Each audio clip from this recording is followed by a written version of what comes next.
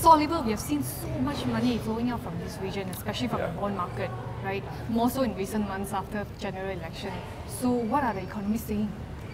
So I think both the economists that I spoke to, that being Lee Hing-wei from the Socioeconomic Research Center, as well as Professor Ye Kim Ling from Sunway University, they have been quite matter-of-factly about the whole thing.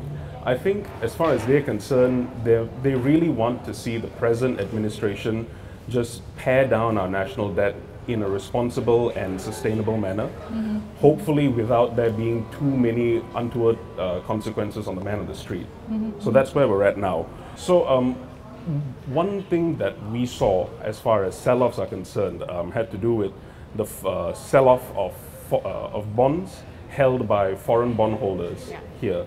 So both the economists kind of took me through this series of steps and interrelationships that would have to play out before we actually see this this direct effect on the man in the street. Yeah. So in the worst case scenario, we might actually see a credit crunch. And how would this actually affect the economy? Well, okay, both the economists, first of all, it's important to qualify and say that all the experts that I spoke to are basically unanimous in their belief that we are not anywhere near that point yet. Yeah. I think that tipping point is very, very far off in the future, and as far as the experts are concerned, they are confident in the present administration's ability to avoid getting us to that sort of precipice. So basically what they say is we have enough money to support the market. Yes. Some, if not all, of our experts actually point to our trade surplus. I think it's something like $50 billion in annualized terms.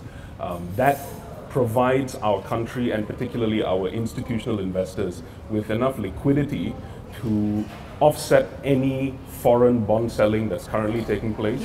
So if we needed to, we could actually have local institutional investors come and pick up the slack, as it were, and pick up right where the foreign bondholders left off. So we know where not to put our money, like when we look at projects being cancelled by the government. So where should we actually put our money, especially with trade war going on between US and China? Okay, so we've got some interesting input from Michael Lai from OCBC. He's someone I spoke to get some better insight on what retail investors should be doing in this climate. And really the picture he painted was kind of one of small pockets of opportunity available here. But generally speaking, on the whole, he kind of suggested that if retail investors had the opportunity, had the access, they may want to consider alternative investments. One thing he did kind of mention to me in the interview was something like private equity, but admittedly these are things that are not available to the typical retail investor. At this point you're looking at more high net worth investors, you see. He's told us that the construction related counters are by and large doing quite poorly right now in Malaysia. I think that's common knowledge at this point. But looking back on the year before, one thing Michael Lai did tell us was that export-oriented local counters tended to do quite well. And when he looks at the global outlook for this year, it leads him to believe that export-oriented companies would tend to do quite well this time around.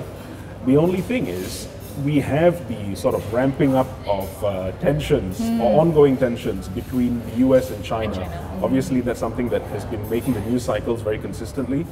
So the small pocket of opportunity for retail investors on that front would be to see about investing in local export-oriented counters who export finished goods over to the US and over to other markets, and who don't have to send semi-finished goods over to China for subsequent production to export to the rest of the world. So if you can sort of cut out the middleman, as it were, the China production base, you may have a bit of opportunity. If you have the means as an investor, you may want to look at the alternative investment side, like private equity.